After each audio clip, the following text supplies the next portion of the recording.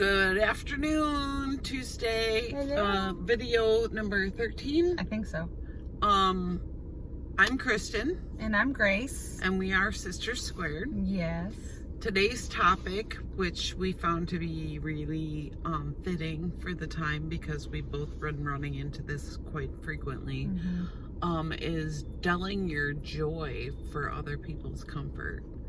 Yeah. I just had some opportunities to work with some people lately that have been, one of them in specific was like, I feel so joyful with sometimes the people that I end up coming in contact with don't feel so joyful. And I was like, yeah, but that shouldn't be your problem exactly. We shouldn't have to dull our joy just to be in their space, because it takes something away from us. Right. This is something that I'm finding is that I don't want to betray myself. And I know when you walk into a room and you can kind of take the temperature and know that somebody's off, you can walk in and go, oh my gosh, I am so happy to see you, and genuinely mean it and give them a hug. And that might be the thing that pulls them out of whatever it is that they're going through.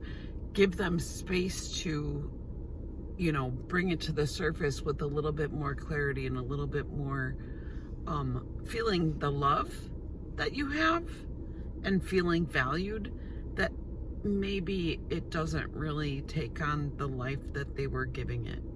I know we've had a lot of experience with this lately. So lately that's been a thing. Where someone doesn't want to share their good news or just how happy they've been feeling in their lives, and so they're not letting some of their closest people in because they don't want them to feel bad because they're maybe going through it a little bit. But they're going to go through it whether you share your good news or your joy or not, if that's what's happening for them. And sometimes that's just the way it is. And maybe they'll feel a little something about it, a little envious or wishing that it was them instead. But the thing is, we still are giving people the opportunity to rise up to where we are, right? Like we talked about that a few weeks ago, and it was giving them the space to come up, giving them the opportunity to come up. They may not be ready right at that moment, but your joy at seeing them and giving them that heartfelt hug might be the thing that pulls them out of it quicker. You don't know. We're meant to feel joyful. We're here to feel all the feelings, really. And they might just be in some of the heavier ones, some of the denser ones. This is the time for us to be learning and growing and sorting through the things that we've experienced. And it might just be to feel them once again and say, hi, I see you, I felt you, I recognize you, I love you, thank you for the experience. I'm moving on now. Well, and don't you think that a true friend, if it's somebody that really knows you, if you're not being authentic, don't you think they'll feel it? Or maybe you're even hiding from them, and you're not, you're kind of avoiding them. Like that's isn't that worse? I just feel like you get all of me. You get all of me. Sorry, guys. No, I'm just kidding. The thing is, and the biggest part is not betraying yourself. Right. This person that I was speaking of was picking up a coin. It was their very first coin, and they had a little bit of time put together. And they're like, I have never picked up a coin before.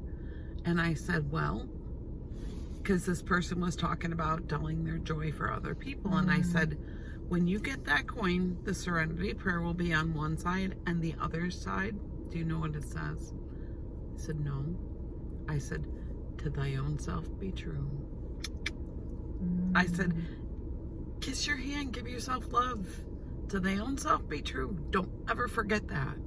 Don't ever forget that, because when you betray your own authenticity, you feel that. And now you're taking on other people's emotions rather than staying in your gratitude and your joy and your appreciation for life. You just took on stuff that didn't belong to you. Right. And now you're feeling it in your body and you're wondering why you're in the shit, and you don't need to be. Like, sort through it. Is it yours? Right. This is a conversation that we've had before too. We take on other people's emotion as though they're ours, but they don't belong to us. They just don't belong to us. Right. So we need to be discerning and figure out where things are coming from. I want to add something, but she said everything, so I don't really know what else I can add. Today is Grace's birthday, just so we know. Thank you, yeah. She's allowed a brain fart if she wants. Just kidding. Yeah, it's been a good day so far. You don't dull your joy for people. I don't dull my joy for people. I mean, I don't. I was thinking about, which actually kind of goes hand in hand with the conversation I was having with, like, censoring yourself.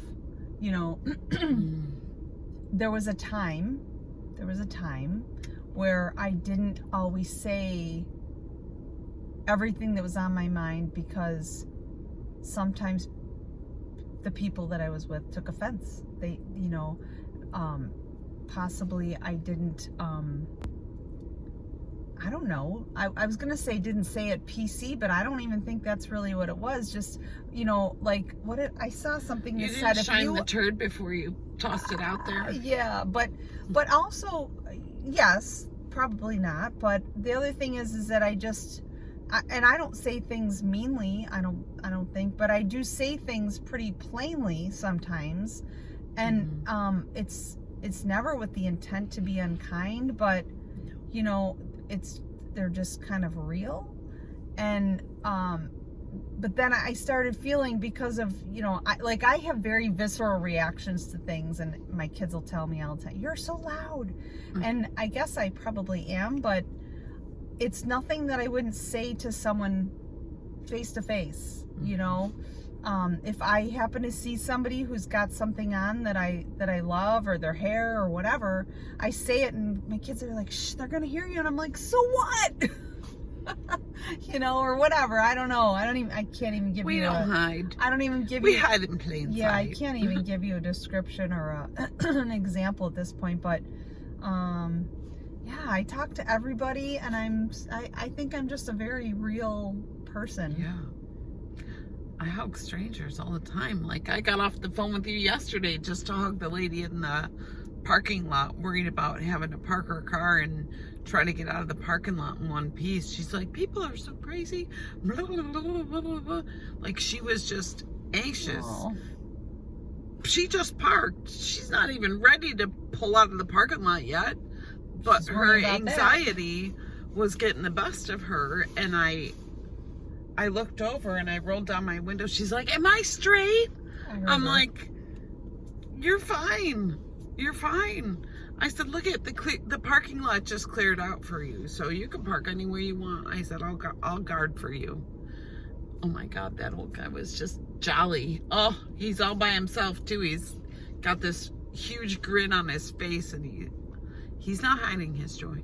Oh, we didn't say where we were today. Oh, we're at Christie's restaurant today. We were celebrating with a birthday lunch for my sister. Yeah. She's 25. Just kidding. She's whatever she wants to be, really. Yeah. You whatever you want to be. Yeah. I look good for 74, don't I? Me too. And me too. I'm just kidding. We were twins. Can't you tell? Maybe we were in a past life. You never know. It wouldn't surprise me. We make the same meals on different days. We say the same things. We dress in the same clothes sometimes. we just show up to life like the same person, and it's a little, it's funny. It is funny. But it's totally unplanned. Like, it is. We share a brain sometimes, I'm sure of it. Yeah. Well, that whole universe, like the single consciousness, right. I think we just tap in a little too tightly to that. Like, maybe. We're in it. Yeah. We're in it. Totally that in it. universal one. Yeah. I think we're in it. Yeah. Which is super cool. Brings me a lot of joy to be in it. I was just thinking how excited I am because we're going to be talking tomorrow with a colleague of ours about classes that we're going to be offering coming up soon, very soon. And I'm just thinking how much of what we're talking about in these videos is going to somehow make it into these classes, mm-hmm. you know, and little modules, really. Right. Like, little blips of this and that. And I just think it's going to be so fun. So fun to just touch into this stuff and really bring it to life. Yes. And, you know, kind of fill it out.